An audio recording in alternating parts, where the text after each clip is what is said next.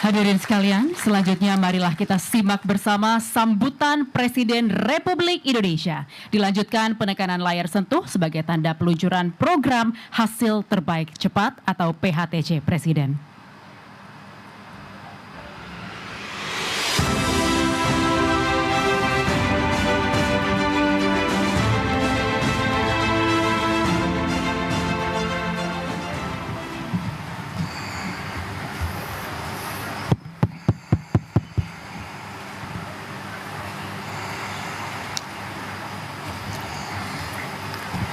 Bismillahirrahmanirrahim.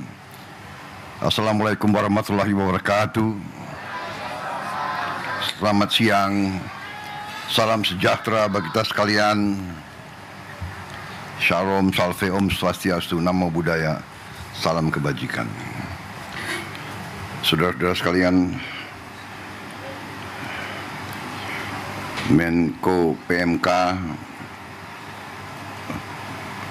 Menko Pembangunan Manusia dan Kebudayaan, Profesor Pratikno yang saya hormati, Menteri Pendidikan Dasar Menengah, Profesor Abdul Muti yang saya hormati, Kepala Staf Kepresidenan, Letnan Jenderal TNI Purnawirawan AM Putranto, Sekretaris Kabinet RI, Letnan Kolonel Infanteri Teddy Indra Wijaya yang saya hormati,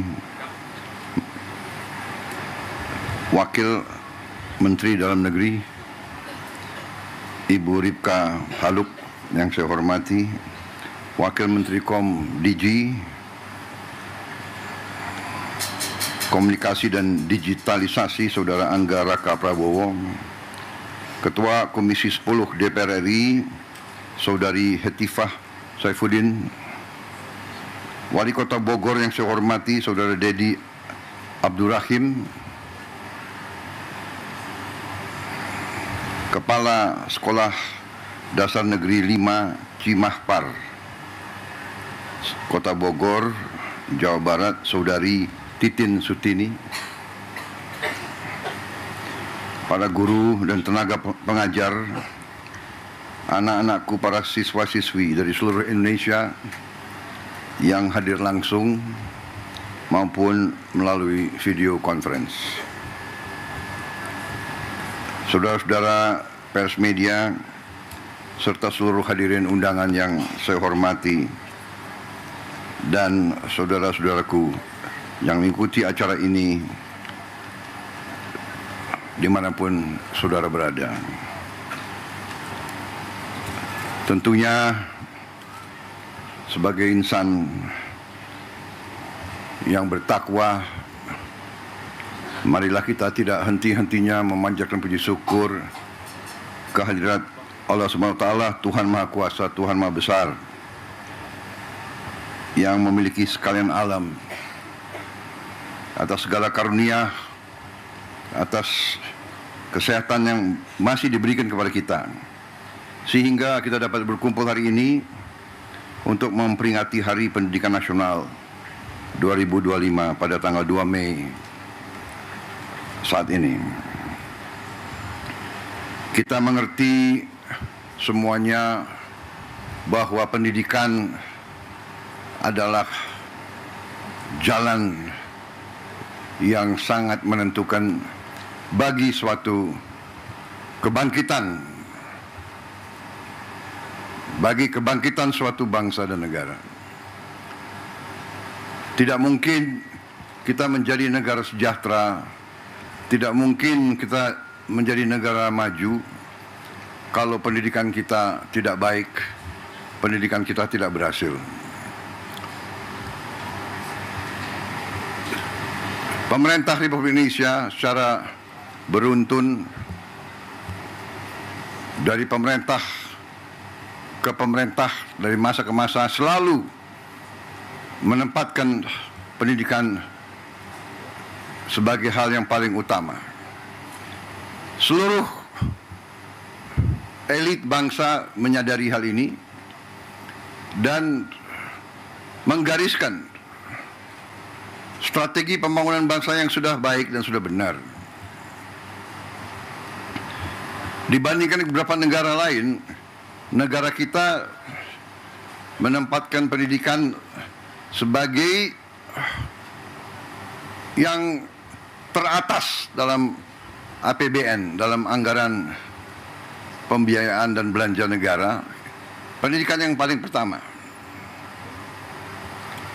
Kalau tidak salah, APBN sekarang ini mungkin yang tertinggi selama sejarah Republik, di atas mungkin 22%.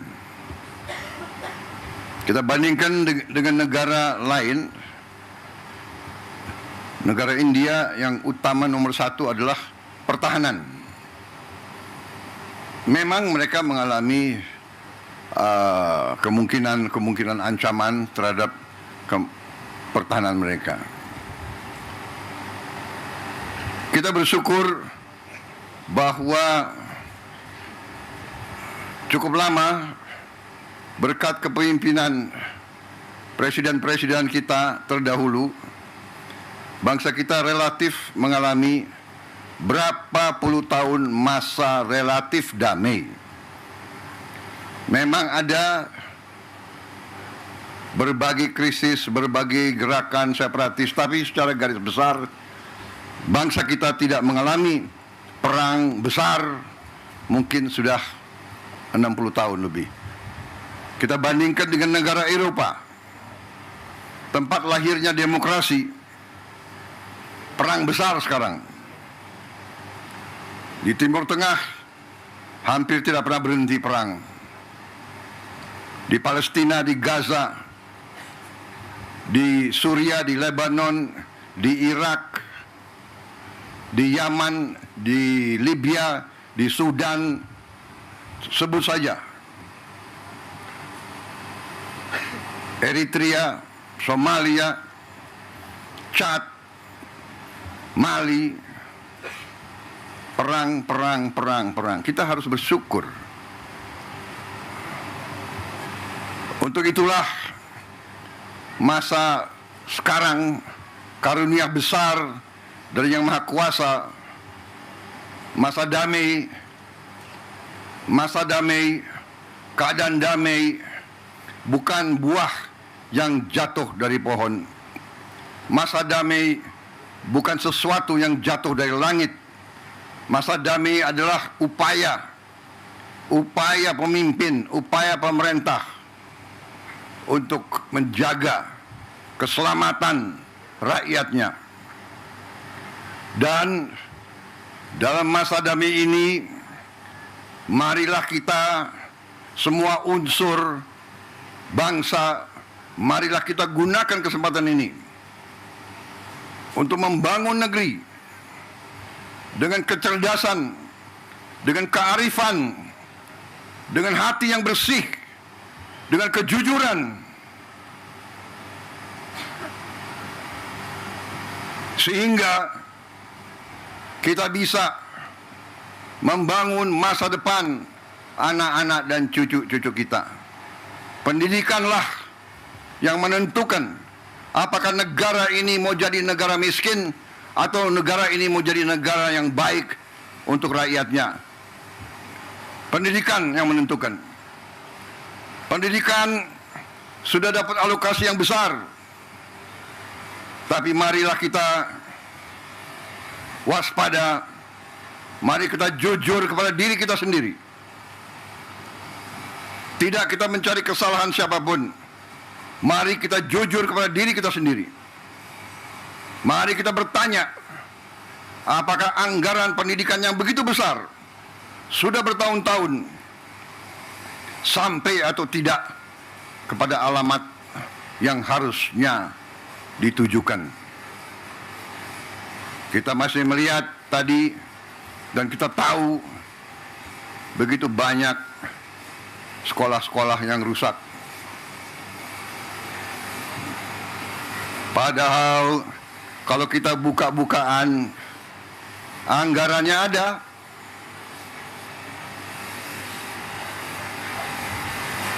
Bagaimana bisa satu sekolah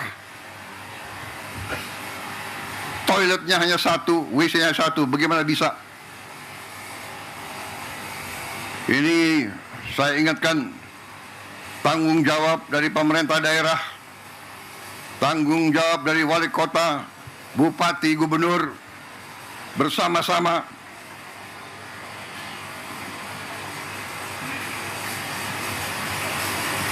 saya memang menetapkan anggaran, saya kira kalau dicek cukup besar untuk perbaikan sekolah-sekolah. Tapi tidak cukup. Berapa? 16 triliun ya. 16, hampir 17 triliun. Tapi cukup hal ini untuk mungkin hanya 11.000 sekolah. Ya, 11.000 sekolah kira-kira. Ini tidak cukup. Sekolah seluruh Indonesia adalah 330.000 sekolah. Benar ya Pak Menteri? Yang sekolah negeri berapa Pak Menteri? Dari 330.000. 200.000 sekian. Jadi kalau kita perbaiki 11.000, mungkin perlu 30 tahun sampai sekolah ini semua bisa diperbaiki. Dan kita tidak boleh menyerah. Tidak boleh kita 30 tahun memperbaiki sekolah-sekolah itu. Karena itulah saya bertekad melakukan penghematan terus-menerus. Kita harus memperbaiki sebanyak-banyak sekolah seluruh Indonesia dalam waktu secepat-cepatnya. Inilah yang saya sedang pikirkan terus bersama menteri-menteri saya. Terus-menerus saya memikirkan bagaimana kita cari uang, bagaimana kita mengelola kekayaan kita. Karena terus terang saja, berkali-kali saya sampaikan, kekayaan bangsa Indonesia masih terlalu banyak yang bocor dan tidak sampai ke rakyat.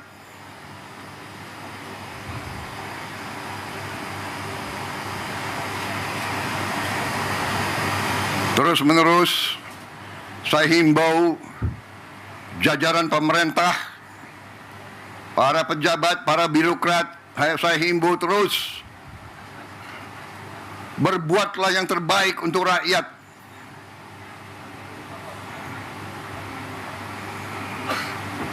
Para pejabat, para birokrat diangkat, dibiayai oleh negara, digaji oleh negara.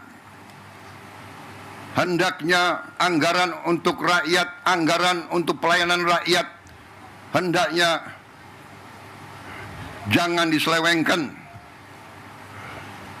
jangan dikorupsi dengan segala akal.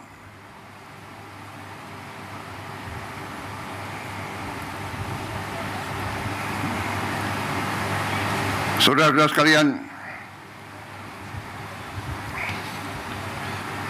begitu banyak kebijakan kita yang akan kita lakukan untuk memperbaiki keadaan kesejahteraan rakyat kita dan ASN kita dan guru-guru kita, pejabat-pejabat kita semuanya. Saya sedang merencanakan juga bagaimana menaikkan gaji para hakim kita, agar hakim kita nanti tidak bisa disogok, tidak bisa dibeli, sehingga hukum dilaksanakan dan ditegakkan dengan baik.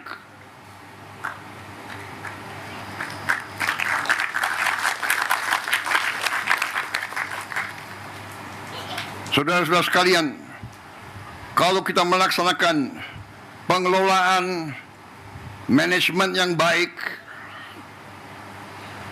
manajemen yang akal sehat, bahwa setiap dana akan dikelola dan digunakan sungguh-sungguh untuk kepentingan rakyat, saya berpikir kita bisa mempercepat perbaikan sendi-sendi kehidupan bangsa, antara lain memperbaiki semua sekolah-sekolah di seluruh Indonesia. Ini sasaran kita. Saya menggunakan istilah hasil terbaik cepat. Kita harus berkumpul otak-otak terbaik bangsa, berkumpul untuk melihat cara-cara solusi yang terbaik cepat. Bukan terbaik, tapi penyelesaiannya 30 tahun. Bukan terbaik, tapi kita tidak tahu kapan selesainya. Terbaik, cepat. Ini kewajiban, ini tuntutan zaman. Bangsa-bangsa lain sedang berlari menuju kemajuan. Kita tidak boleh ketinggalan. Kita negara yang besar, negara yang kaya. Tidak pantas kekayaan kita tidak kita jaga. Kita menjadi bangsa yang bodoh kalau kita tidak bisa menjaga kekayaan kita.